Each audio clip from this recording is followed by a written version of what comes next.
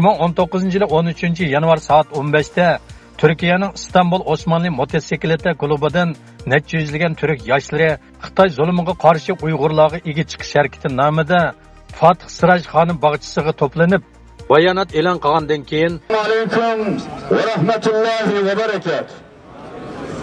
Bismillahirrahmanirrahim.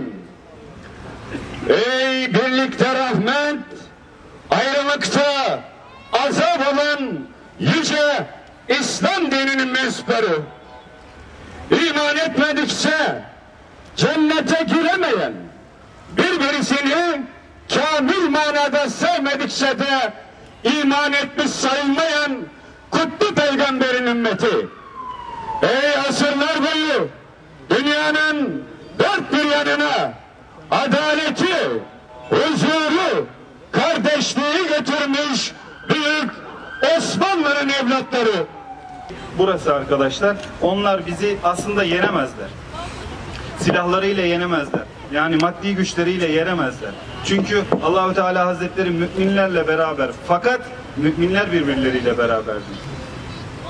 Bu sıkıntıyı aşmamız lazım. En kısa zamanda bu sıkıntıyı aşmamız lazım. Her ne bir yerde zulüm oluyorsa, bu Doğu Türkistan olur, Suriye olur, Filistin olur, mutlaka bir ses vermemiz lazım. Bizden ses vermedikçe onlar güçleniyor. Bizim cesaretimiz kayboldukça onlar cesaretleniyor. Cesaret bizden gitti, el değiştirdi, onlara geçti. Bismillahirrahmanirrahim. Dünya devletleri 1949'dan bugüne Komünist Çin rejiminin zulmü altında var olma mücadelesi veren Doğu Türkistan'a karşı 3 maymunu oynamaktadır. Çin hükümeti bölgede yaşayan Müslüman Türklere karşı soykırım uygulamakta, devlet politikası haline getirdiği katliamları yıllardır sürdürmektedir.